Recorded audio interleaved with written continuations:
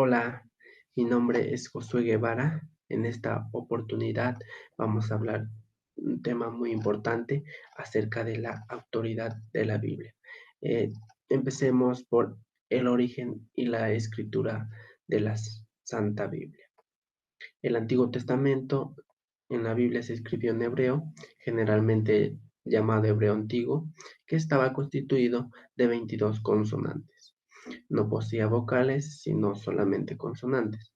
La escritura se realizaba de derecha a izquierda y la pronunciación correcta era que cada una de las palabras era pasada oralmente de generación en generación.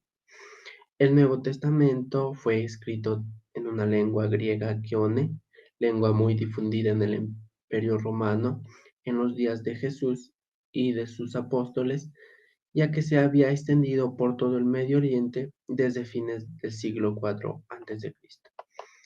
Los materiales que se utilizaban o que se empleaban en la escritura de la Biblia, justamente los antiguos usaban diferentes clases de materiales de escritura, tales como arcilla, tablillas de madera, pedacitos de piedra caliza o fragmentos de alfarería, cueros curtidos de animales o papiros.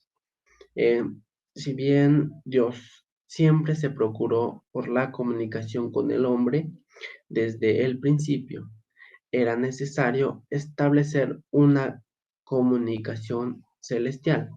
Por ello, Dios estableció dos maneras de revelación: la revelación general y la revelación especial. La revelación general comprende todo acceso de comunicación espiritual a través de la naturaleza, la conciencia, la historia y la conducta humana. Por ejemplo, Salmos 19:1 nos dice: los cielos cuentan la gloria de Dios y el firmamento anuncia la obra de sus manos. La revelación especial está comprendida entre el conocimiento de la Biblia como palabra de Dios y el conocimiento de Cristo. Ambos son similares en su naturaleza divina y humana. Tienen el propósito de reflejar a Dios. Las pruebas de inspiración. Encontramos pruebas externas y pruebas internas.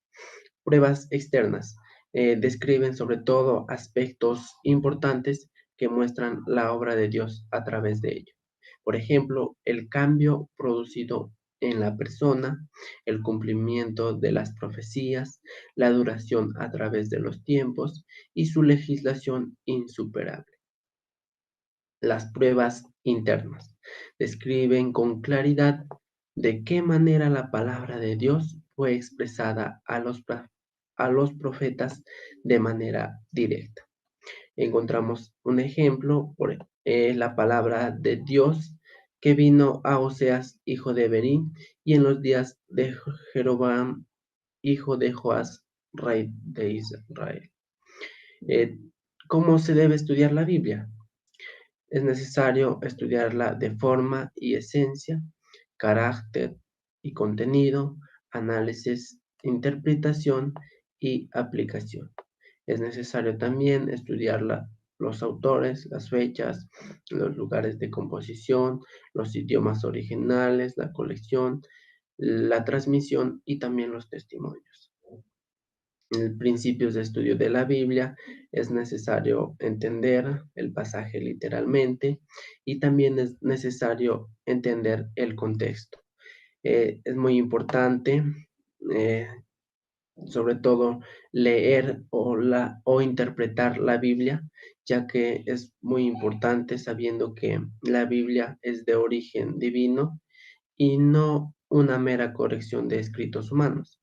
Considerarse como un todo, interpretar a la luz de otros pasajes del mismo asunto, ya que también estudiar la Biblia es muy importante porque ya que vamos a encontrar práctica para nuestra vida personal, y también la Biblia debe estudiarse con reverencia porque es palabra de Dios, con oración y con la dirección del Espíritu Santo también.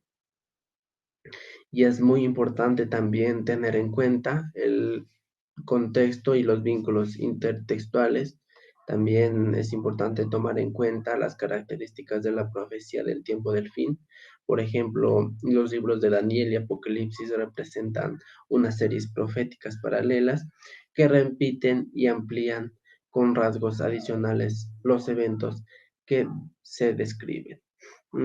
Encontramos también lo que es la revelación e inspiración, que sobre todo es un proceso por el cual Dios concede a un hombre o una mujer de su elección para recibir y comunicar exactamente, adecuadamente y de manera confiable el mensaje de Dios para su pueblo.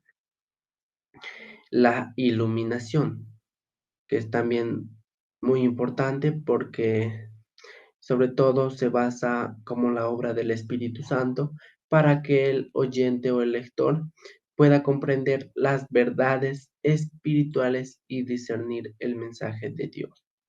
Si nosotros vemos como adventistas, creemos que Elena G. White fue una de las iniciadores principales o sobre todo lo que fue una de las que recibió el don de la profecía. Si bien antes del pecado, la humanidad, sobre todo, tenía una comunión personal o cara a cara con Dios, pero después del pecado, la relación se rompió. Por ello, Dios utilizó 7 modalidades para restablecer el contacto con la humanidad. Como primera modalidad encontramos teofanías, que eran las manifestaciones de Dios o la comunicación cara a cara. Por ejemplo, vemos de Abraham, que se reunió con Dios y con los ángeles. También Jacob, que luchó con un ángel en Peniel. Moisés habló con Dios cara a cara, que también podemos ver estos ejemplos. Y como segunda modalidad encontramos ángeles. Estos espíritus, sobre todo, eran enviados para servir a favor de los que eran herederos de la salvación.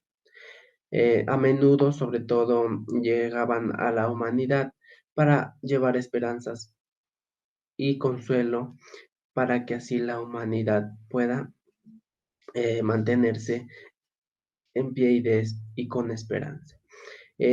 Tercera modalidad, la voz aludible de Dios. En ocasiones Dios hablaba por sí mismo. Por ejemplo, en el Sinaí, digamos, los 10 mandamientos fueron pronunciados en voz alta, juntamente lo que es por el Padre y el Hijo, en un trascendente dúo. Asimismo, como cuarta modalidad tenemos lo visible. Si nosotros vemos el ejemplo del viaje de los israelitas por el desierto, el sumo sacerdote tenía 2 grandes piedras incrustadas en la parte superior, que era el Urim y el Tumim.